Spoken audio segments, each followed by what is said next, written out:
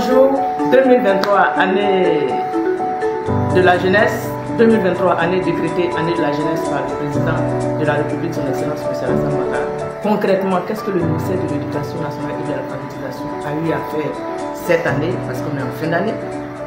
Pour avoir les réponses. L'éducation nationale en Côte d'Ivoire a eu plusieurs réformes. On en parle. Voilà. La ministre Mariatou Koné nous dit que désormais, l'âge pour devenir enseignant en passant par le CAFOP est passé de 36 ans à 38 ans. C'est-à-dire l'âge plafond. Voilà. C'est jusqu'à 38 ans maintenant. On peut dire merci vraiment au gouvernement pour cette action parce que ça donne la chance à plusieurs jeunes gens de devenir enseignants, d'avoir un métier et à nos frères et sœurs, nos enfants, de pouvoir, voilà, avoir des enseignants dans les villes reculées, etc. Toujours dans cette réforme, elle dit, la ministre, que avant de passer l'examen du CAFOP, bien entendu, les étudiants ou les candidats devront choisir la région où ils enseigneront. C'est-à-dire, avant même de passer le test, tu choisis dans quelle région tu vas devenir enseignant au cas où tu étais admis au test. Ce n'est plus une affaire de orientation, etc. Tu choisis, si tu veux être dans la région de la savane, tu vas passer ton test et tu sais déjà que c'est dans cette région que tu vas enseigner.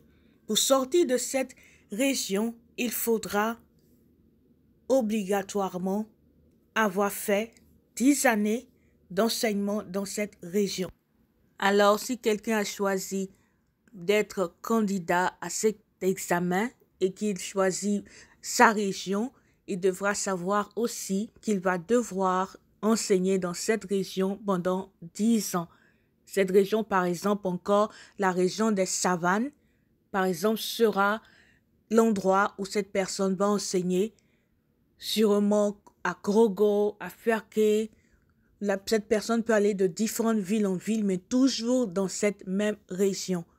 Et cela pendant 10 ans. Voici quelques réformes au niveau de l'enseignement de l'éducation nationale. L'âge est passé à 38 ans au lieu de 36 ans et avant même de passer l'examen, les candidats savent déjà dans quelle région ils vont travailler, ils vont enseigner parce qu'ils auraient déjà choisi leur région dès le départ. Une autre réforme qui s'ajoute, c'est la réforme des directeurs régionaux. Il y en a 48 régions. Alors, chaque directeur régional signe un contrat de performance.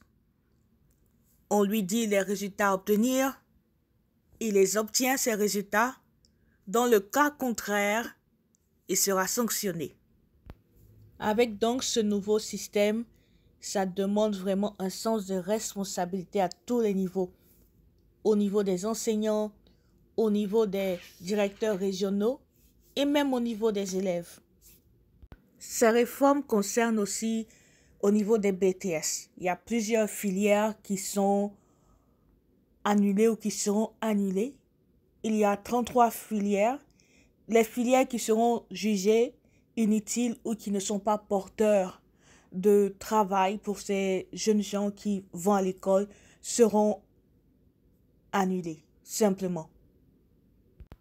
C'est vrai que beaucoup d'enfants vont à l'école, mais il y a aussi le problème de la scolarisation, comment scolariser ces enfants. Selon le gouvernement, plus de 138 000 étudiants ont reçu des bourses pour aller à l'école. C'est déjà bon. Mais il faut encore faire mieux. Si vous avez apprécié cette vidéo et les informations qui sont données, inscrivez-vous et à la prochaine.